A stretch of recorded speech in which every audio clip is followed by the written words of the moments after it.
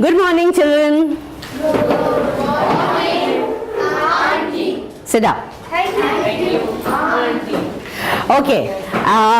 You remember we started the chapter New Kingdoms after the beginning of the civilization. All right. Next, Priyansh. I told you that this was the beginning of Iron Age. Can you remember? Can you tell me one point that was a proof that this was the beginning of Iron Age? That one innovation which was done by Aryans that started use of iron in India. Do you remember? Yes. What was that one thing that they developed and they used? Iron in what? In ornaments and... No. In agriculture? In the plow. Yes. They developed the iron plow. Correct? Okay. Next. So, you remember who are Aryans? We'll quickly discuss what we discussed and then we will start today's topic. Yes, Shashank. Who are Aryans? Aryan were the trader and they come from Iraq. Only Iraq? What was that area? Central Asia. Sit down. What were Vedas? Mayuri. Auntie, Vedas are the written books which tells about the poems and...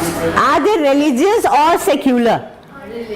Religious. They are part of religious literature. 4 type of Vedas? Yes, sir. Aditya? Veda, Samveda, Yajurveda, Atharvaveda. Excellent. Okay, you all remember. Next. Fine. So, Aryans, they came from Central Asia into India. Who are the people living in India when the Aryans came? They called them Dasa or Dasyu. Alright. But what were actually they called? Again it starts with D. Dalit. No, there was no word Dalit at that time. No, Dravidians. Dravidians. Alright, don't forget this. They were the original inhabitants when the Aryans arrived in India. Alright, and they were called as Dasas or Dasyus. They spread to Indo-Gangetic area, that is northern and central India, and they called this region as Aryavrat after Aryans. Next. Alright, so if we list down who are Aryans, there are many points. Right? First, they were hunters. Alright? Hunters. Instead of farmers. Right? They developed a language. You study that language. Sanskrit. Right? Developed Sanskrit. They developed Sanskrit. Did we talk of any language when we talked of Indus Valley civilization? What is uniform? Language. That's a script, and cuneiform script is not of Harappa. Anybody remembers what kind of script was used in Harappa? Manuscript is anything written by hand. We don't have Harappan script, we don't have any detail because it is uncoded, undeciphered. Alright? Okay. Now, for them, cattle was very important. So, they were excellent cattle rearers. They were excellent herders apart from hunting. Then, when they became later on, of course, when they became the farmers, you know, for settling down or starting a civilization, farming is very essential. So when they settled in India, they started farming, and then they developed the iron plow, right? Then of course they wrote Vedas, right? They wrote Vedas, they developed iron plow. What is one advantage between iron plow and wooden plow? Why they needed the wooden plow? why they did not need the wooden plow, why they developed the iron plow? Sahil. Acha, okay, Devanshi. Auntie, in the wooden plow, if they had to dig a hut, auntie, in that the wooden plow would break also. But auntie, in the iron plow, the plow would not break. It won't break, right? It lasted for more years. Yes, it would last for more years. It's more strong. Yes, Sahil. Auntie, some big plows of wood, they use cattle to, take the plow far, move the plow bit. Okay. But it was not very heavy and easy to use. Okay. See, iron plow, the biggest advantage is you can dig deeper. Right? You try one thing when you go home today. You all must be having one flower pot or the garden. Take a wooden spoon and take a iron or steel spoon. Alright? Try to dig. Try to dig it. See, it would be easy with the iron thing than wooden. It is easy to dig deep. Right? So definitely the clay soil was easy to be turned over. Why we do plowing? To turn over the soil, to turn it around so as to make it airy, so that plants get lot of oxygen, fertility also increases. So that was better with manure can be easily mixed, right? Natural fertilizer. There were no chemical fertilizers in those days. Alright. I told you arrival of Aryan was one of the reason of decline of this civilization? Indus Valley civilization. Right? And by 400 BCE, Aryans had captured almost whole of India. Next. See, this is the way they arrived. Right? Hindu Kush mountains. Hindu Kush is a range of mountains and very difficult to cross. On northern side, India is protected by Himalayas, right? And on northwestern side, we have Hindu Kush, not in India. In Afghanistan. In Afghanistan. So they crossed from Central Asia via Hindu Kush and they reached India and settled down over there. When we talk of the Dravidians, can you see Deccan Plateau? Yes. Just zoom it. Right? That was the main area occupied by Dravidians. Alright? And Aryans basically controlled the north and central India. Clear? Next.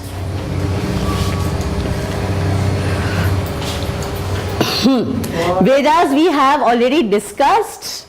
It answers the basic questions of life, society. Apart from that, laws, religion, economy and music and medicine. Lot of medicinal information, and scientists have found that Vedas are extremely scientific. Extremely scientific. It is not old-fashioned or old knowledge. It is as relevant today as it was relevant at that time. Next. Right. Rigved, praise of gods, I told you are 3 hours. You remember 3 hours we discussed? Worship. And arithmetic. Samved, music, Yajurved, worship, and Atharvaved is economics and medicine. Ayurved gets a mention in Atharvaved. Not maths, auntie. Maths? Vedic maths is there in Vedas only. Anybody knows what is Vedic maths? No. 8th math. Yes, no. Vedic maths is that maths with which you can do biggest calculation in seconds. Okay, it is one branch which has been re-explored by famous mathematician Shakuntala Devi. Sadly, she is no more. She could do 10 digit into 10 digit multiplication in seconds. Not even a minute, orally or with the board. Alright, So that Vedic maths is actually very scientific and easy for big calculations. There are books on Vedic maths, you can always consult them. Alright, they are very easily available in the market in English, not in Hindi. It's there, you can find out. Next. Alright, next. We have discussed this. Can anybody tell me what has been shown? Nomads. Yes, sir. Wait. Ishan, who are nomads? You said they were nomads. Any nomads are people who Wait, Tanushi, I'm coming back to you, beta. He is a little confused. I need to discuss. Nomads travel on horses and utes, means the camels and the elephants. No. Then how can you say they are nomads? Yes, Anushri. Auntie, a king is traveling and he is traveling for a fight with some other king because he must have sent his horse. Yes, you are very near to the topic, the Ashwamedh Yagya.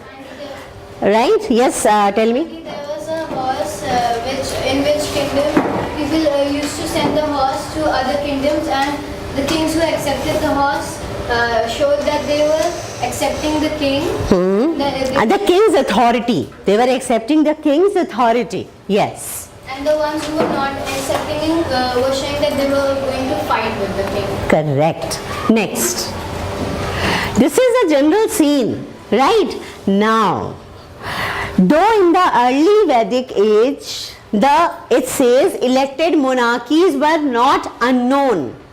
We are talking of elections and we are talking of monarchy. Is there something wrong over here? election. Yes, Sahil. I think in monarchy, the eldest child gets the king, the Kingship. kingship. If his father or somebody dies, Correct. I think election it is Ishan. so he can just select which has to rule. We can decide which representative we want in the power. Yes, this is something. Yes, Priyansh. Again, in the Vedic age, elections were done for monarchy, that whichever child is the best will get the power. Exactly. Right. Want to add something, Shlo? Yes. Auntie, if the eldest child is Not good. not good, so the people elected somebody else. Correct. If suppose the administrator, to be administrator was not good enough, people had the choice to vote for some other king. This is something very novel, isn't it? Something new. Usually when we think of monarchy, it is king and hereditary system. And when we talk of elections, that is democracy, it is people choosing the representative. Here one person used to rule, but that was selected by masses, and that is why we call it a, what is the term for such a system of governance where the head of the state is elected by people. Democracy. That is for a team, a government. Suppose the one person at the top is elected by masses, directly or indirectly. Anti-dictatorship. No, dictatorship is forced ruling, right? Somebody wants to rule over an area and they rule by force, not with the will. Anti-elected monarchy. Okay, I'll give you another clue. It is a form of government we have in India. Apart from democracy, think of it. No, that is democracy. See, in India we have a democratic government, Republican government. Yes, correct. Okay, on this note we will wind up for today. You will find out what kind of republic we have in India. Alright, who told the answer republic? Very good. What is the difference between democracy and a republic? Yes, Mayuri. Want to try? I think democracy whole team works, and in republic only one. One person is chosen as the head of the state. Then how is India a republic? Auntie, because Wait. Yes, stand up, Nimra, and tell. because every state has a head, like a chief minister. No, that's a state government. India overall is a republic.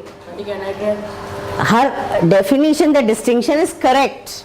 Right? We have one person in republic at the peak. Prime Minister is Auntie, the Prime Minister. The president is Prime Minister, but that's a system of democracy because Prime Minister is not the alone ruler. He has a team, his council of minister. Exactly. The president is chosen in India by people, by masses, but indirectly. We choose our representatives choose president. So India is a republic also and India is a democracy also. But this kind of republic is different. In those days the king was chosen by masses and this system of ruling was called as republic. Correct? Next. Ashwamedh, we have already seen, you can see the scene, the horse which is to be sacrificed is there followed by the army. Right? Yes, there is one person who is allowing, the one king who is allowing the horse to go. Yes, Dev, tell me. Auntie, in this, when the horse is said that everyone agrees with the most powerful king, then there is also ceremony. Yes, good. At the end of this, Auntie, in which the yagya was, and the shudras were not allowed. Women were not allowed. Yes, correct. Very good. Next. But women did not have that important status. Apart from early Vedic age, the women's position in society was going down. Alright, Varna system we have already discussed. Next.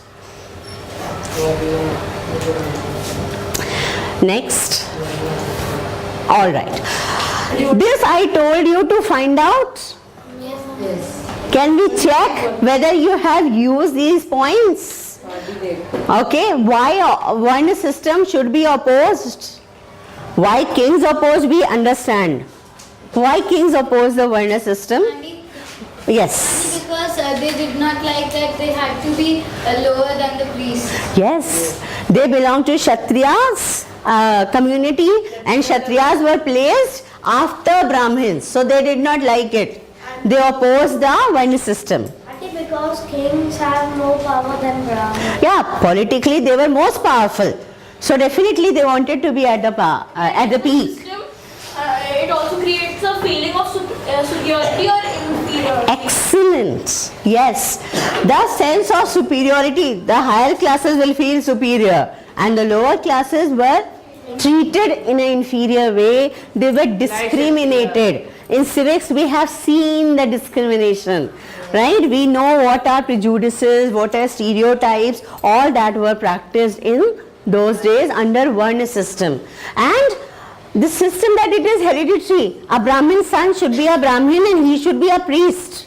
A trader's son should be a trader. Does it seem logical? No. So that is why there was lot of opposition to Varna system. So I hope you have completed your write-up on the Varna system. I'll take it tomorrow. Right? And now you will find out two definitions. Okay? Find out definition of one Janpadas and then second Mahajanpadas. Alright, we will start with the discussion of Janpadas and Mahajanpadas tomorrow. That's what you have to find out. Of course, I'll tell you tomorrow. Right? And if you can find the name of few Janpads and Mahajanpads. Alright? Okay, that's all for the day. Thank you.